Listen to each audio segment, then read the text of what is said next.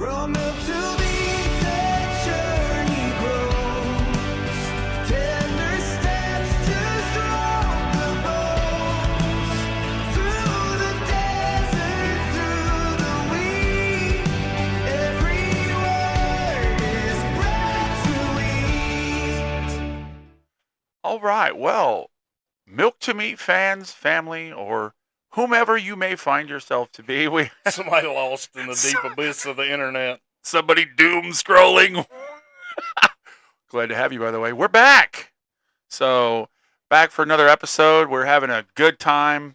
Trav, always good to have you here doing this with me. Compadres in the milk to meat endeavor, as it were. So, Good to be here. hey, hey, nice shirt. I like that. Thank you, sir. So, all right. Well, hey, if you would like your own shirt, please contact Travis. I'll tell you where you can get one. Amazon. The conglomerate that is Amazon. There you go. It is. They're taking over the world. They are. That's a future episode. The conglomerate that is Amazon, and it's taking over the world. Am I right, Trav? So no, but anyway, it's good to have you. So anyway, everything else going good, Trav? Good, man. Finally feeling better from the last episode. So Yeah. thankful for that. And so I can speak and hear and Not cough. Yeah. Awesome. No, it's good. So yeah, we're going to kind of continue on with what we were talking about a little bit in the last episode. Kind of dive a little bit deeper, but we're going to, and not to beat a dead horse or anything like that, but just to really, I think in this day and age in our country, we do not do, or in this age, we don't really do a good job with accountability. We're going to talk about in the next couple episodes, fellowship and accountability and restoring people and things like that. But I mean, I really think, Trav, truly, we don't do a good job of accountability. Well, the problem is we live in a society that accountability is seen as judgment. Yeah. And we've said this in previous episodes, and I'll say it 1,000 times again, I'm sure. But when you're dealing with a society that anything that you say that goes against what they want to hear, then you're automatically put into that judgmental category. Yeah. And accountability is a huge one. Yeah. If you say, hey, look, you need to do better, or this ain't right, people automatically assume that you're judging me. Well, yeah. I'll give you a good example for you guys out there. Not necessarily the situation because I don't necessarily want to get in trouble, but Trav and I were talking today, and it is now. And for those of you who are wondering what the noise is and why the distraction, my son's just walked in from work and they're getting ready to go to church. So, so that's what that is. So, hey, fellas, you get to pull back the curtain. But anyway, back to the story. Today, I was on my walk. Trav and I were talking, and there's just something that I was dealing with. And so it was very interesting because in the real world, in the way that Trav and I deal with each other, he was in a friend way, but he was being very real. And he's like, dude, all you're doing is complaining. And if this is your real feeling about this, like, dude, not only can I not support you on it, but you're being a little bit petty. I got to be honest. Like that's not okay. And I on the way home, I was thinking about it. And I was like, he's not wrong. I mean, I didn't tell the whole story. He choked that one out, didn't he? But it was interesting because if we are really being iron sharpening iron, and Travis asked me some questions at times, he's like, hey, look, because I know you'll be straight with me, here's the question. And here's the deal.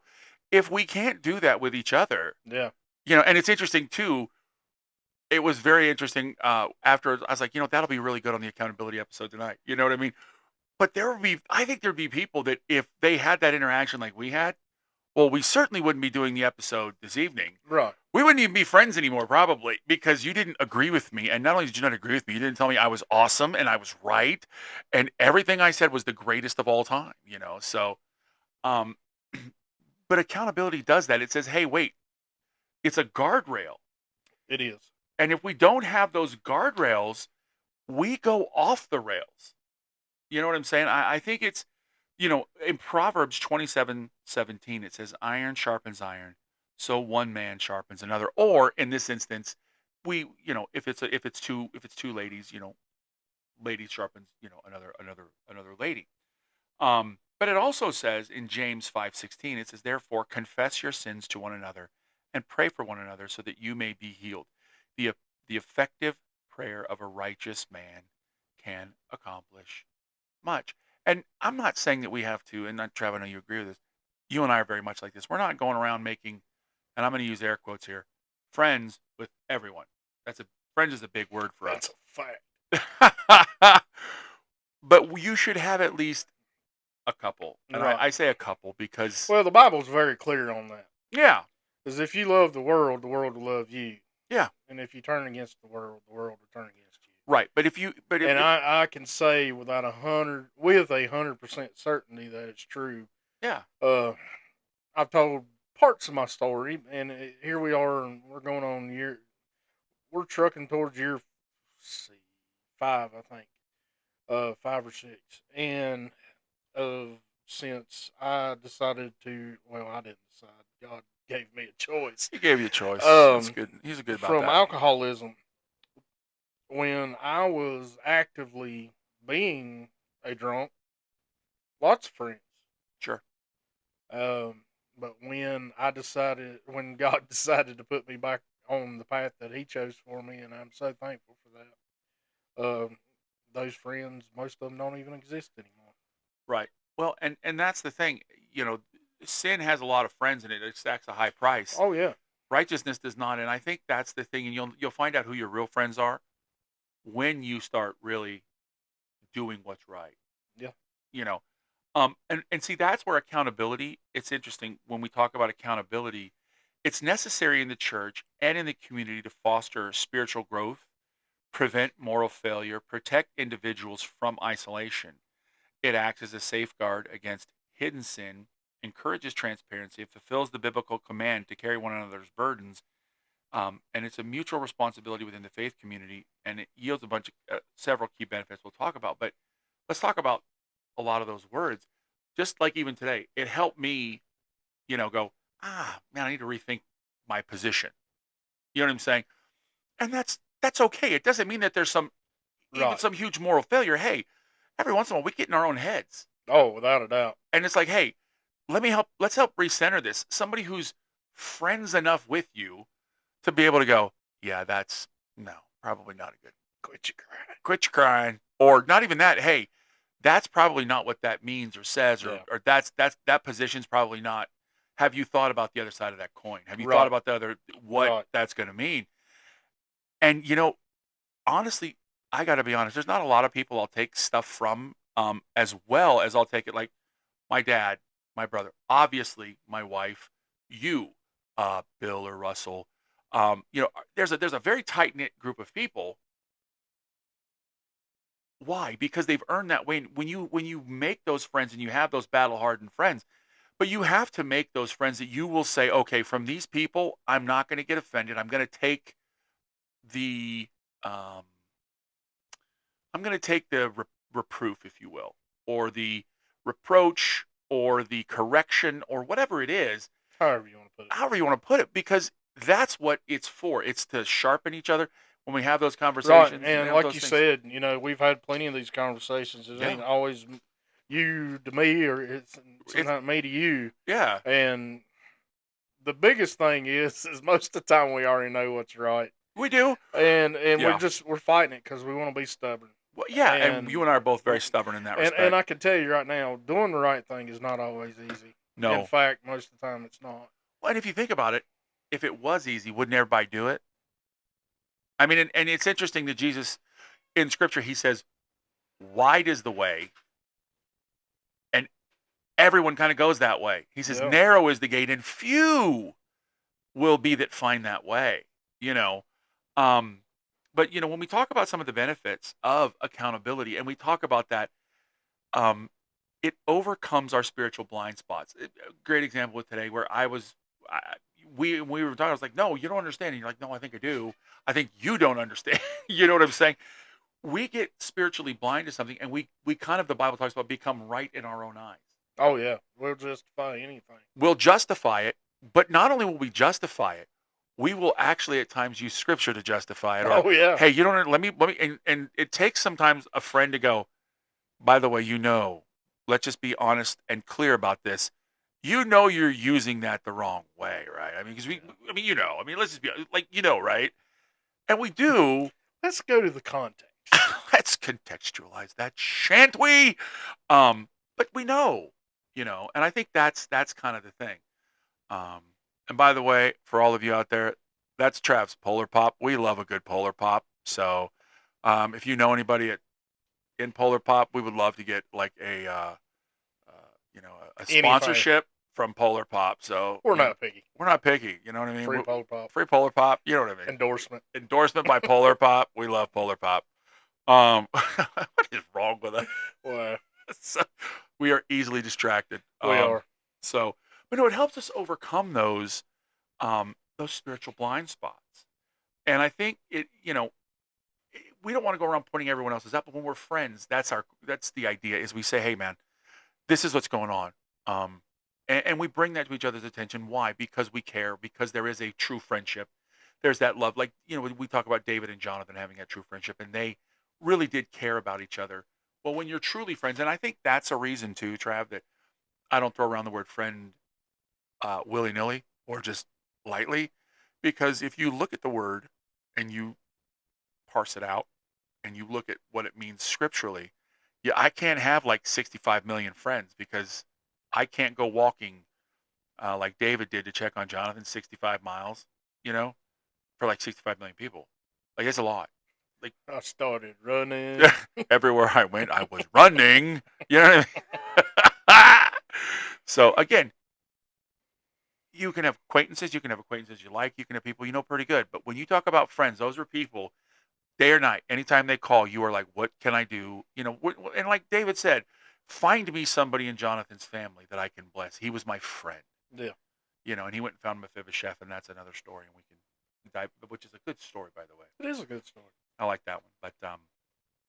But it also fosters genuine fellowship. When you openly confess faults and you pray for one another, as instructed in James 5:16, which we read above, it creates a safe and supportive environment. When we're vulnerable with each other, it creates this deepening of a friendship. Right. And fellowship. And so you're not going, well, this person's perfect, or they never tell me anything's going on, I don't really know.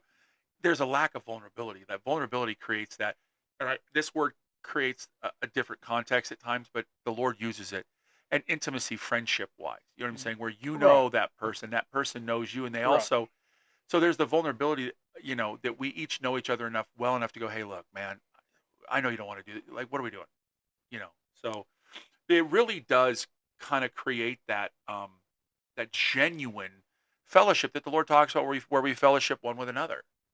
Yeah. So, but it also, again, it guards our moral integrity.